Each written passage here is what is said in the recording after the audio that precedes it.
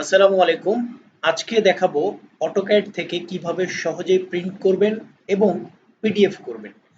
দুটো একসঙ্গে দেখানোর কারণটা হচ্ছে দুটো একই লাইনের থিম। সো আসুন আমরা দেখি কিভাবে প্রিন্ট করব। হ্যাঁ, এটা অনেকেই বলতে পারেন প্রিন্ট করা তো সহজ, কিন্তু এটা কেন দেখব? হ্যাঁ, অনেক সহজ হইলেও এটার মধ্যে অনেক প্রবলেম থাকে। আমি সেই প্রবলেমগুলো সলভ করিয়ে আপনাদেরকে প্রিন্ট করা শেখাবো। সো আসুন আমরা দেখি কিভাবে প্রিন্ট করা যায়। তো প্রিন্ট করার আগে আমি আপনাদেরকে দেখাতে চাই প্রিন্টের প্রবলেমগুলো। তো এর আগে আমরা লেয়ার প্রপার্টিস ম্যানেজারে ঢুকবো। এখানে ঢোকার পর আমরা দেখব একটা চার্ট চলে আসবে। এই চার্টের মধ্যে লেয়ারগুলো শো করবে। লেয়ার হচ্ছে বিভিন্ন ধর্মের অবজেক্ট। এখানে আমরা যতগুলো অবজেক্ট করেছি এক একটা এক এক ধর্মের। দরজা, ওয়াল, সেন্টার লাইন, এগুলো এক একটা অবজেক্ট। যেমন দেখুন, centre line, column, dimension line, door, ফার, ফার্নিচার, এই ধরনের জিনিসগুলো এক একটা এক এক রকম। এর কালার, লাইন ওয়েট বিভিন্নটার বিভিন্ন রকম। সো এইভাবে আমরা যদি ড্রয়িং করি তাহলে আমাদের অনেক ড্রয়িং হয়ে যাওয়ার পরেও আমরা স্পেসিফিকভাবে কোনো একটা লেয়ারকে এডিট করতে পারবো। এবং এই লেয়ারগুলো বিভিন্নভাবে তৈরি হওয়ার কারণেই আমাদের প্রিন্টেও এই প্রবলেমগুলো চলে আসে। যেমন আমাদের যদি এই প্রিন্টারের যে সিম্বলটা, এটার মধ্যে যদি টিক দেয়া থাকে বা মাইনাস করে দেয়া থাকে, তাহলে এই লাইনটা প্রিন্টে আসবে না। আরেকটা হচ্ছে লাইন ওয়েট। লাইন ওয়েটটা যদি আমাদের জিরো থাকে তাহলেও অনেক সময় অনেক ধরনের প্রিন্টে এটা আসে না। তবে সব প্রিন্টে লাইন ওয়েট যদি জিরো থাকে তারপরেও আসে, সিম্পলি চিকন হলেও আসে। কিন্তু নরমাল কোনো প্রিন্টার হইলে এটাও আসে না, কিংবা আমাদের কালির কোনো প্রবলেম থাকলে তবুও আসে না।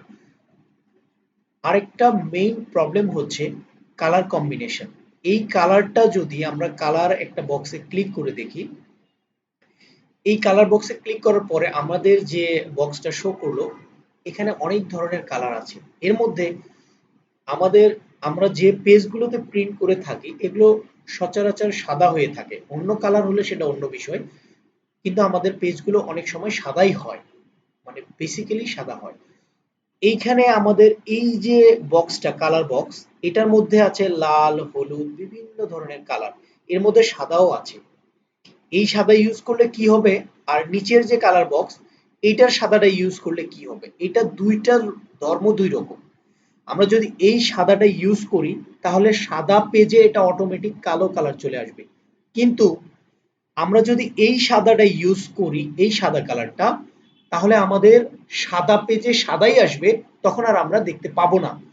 তখন আমরা দেখি কি, আমাদের লেয়ার প্রপার্টিস ম্যানেজারে কোনো প্রবলেম নেই, কালার সাদা দেয়া আছে, প্রিন্টে কালো আসার কথা কিন্তু আসতেছে না। তখন আমরা বুঝতে পারি না যে আমাদের আসলে কোন সাদাটা দেয়া আছে। যদি আমাদের এই সাদাটা দেয়া থাকে স্ট্যান্ডার্ড, এটা হলো কালার, এই কালারটা যদি সাদা থাকে অবশ্যই প্রিন্টেও সাদা আসবে, সো আমরা দেখতে পাবো না। তখন আমাদেরকে এই সাদাটা দিতে হবে। এবং যদি আমরা কোনো কালার পেজে সাদা আনতে চাই তাহলে আমাদেরকে এই সাদাটা দিতে হবে। তাহলে আমরা বুঝতে পারলাম যে আমাদের প্রিন্টের প্রবলেমটা কি অনেক সময় হয়। আমার যে কারণে প্রিন্টের লাইনগুলো আসে না, এই ধরনের প্রবলেমের কারণে আসে না। তো এখন আমরা দেখি কিভাবে আমাদের প্রিন্ট করা যায়। আমরা লেয়ার প্রপার্টিস কেটে দিলাম। এরপরে আমরা যদি কন্ট্রোল পি প্রেস করি আমাদের একটা ডায়লগ বক্স চলে আসবে, এই ধরনের বক্স। এটাকে আমরা ওয়ার্নিং বক্স বলি। এটাকে ওকে দিব, যে আমরা যেই ওয়ার্নিং দেখ না কেন আমরা ওকে দিব। এরপরে আমি যদি কোনো প্রিভিউ প্রিন্ট করে থাকি তাহলে আমরা এখানে প্রিভিউ পাবো। যেহেতু কোনো প্রিন্ট করিনি আজকে, আমরা প্রিভিউ পাচ্ছি না। সো আমাদের প্রিন্টার নেমে আসতে হবে। যেহেতু আমার কোনো প্রিন্টার নেই, আমাদের এখানে বর্তমানে আমার কোনো প্রিন্টার নেই, সো আমি এখানে পিডিএফ করব। পিডিএফ অপশন বা প্রিন্ট করা একই জিনিস, এই জন্য আমি পিডিএফ কিভাবে করে এবং প্রিন্ট কিভাবে করে সেটা দেখা দিচ্ছি। আপনাদের যদি প্রিন্টার থাকে, এখানে ক্যানন, এইচপি, যে কোনো প্রিন্টার যদি ল্যাপটপ কিংবা কম্পিউটার ইনস্টল করা থাকে, আপনারা অবশ্যই সেটা এখানে পেয়ে যাবেন মডেলটা। এই মডেলটা তখন আপনাদেরকে সিলেক্ট করে দিতে হবে। দেওয়ার পর যে ফাংশনগুলো, আপনার পেজ সাইজটাকে ঠিক করে নিতে হবে আপনাদের A3, A4, A5 না A2 কোন ধরনের পেজ, আপনাদের সেই পেজটাকে সিলেক্ট করে নিতে হবে। নেয়ার পরে আপনাদেরকে এখানে আসতে হবে নিচে প্লট এরিয়া। তো প্লট এরিয়ায় প্রথমে আমরা এখানে এই ডায়লগ বক্সের এই অ্যারোতে আমরা ক্লিক করব। অ্যারোতে ক্লিক করার পরে আমরা দেখব যে এখানে যে ডিসপ্লেটা চলে আসবে, এখানে ডিসপ্লে এবং লিমিট, এক্সটেন্ড এই ধরনের অনেকগুলো জিনিস আসবে। আমরা উইন্ডোতে যাব, যাই থাক না কেন আমরা উইন্ডোতে যাব।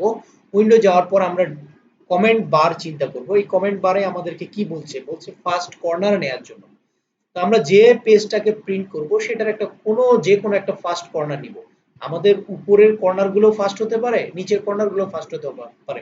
এটা আপনাদের প্রিন্টের ক্যাপাসিটি অনুযায়ী, এটা আপনার মন অনুযায়ী, আপনি যেভাবে ইচ্ছা করেন নেবেন।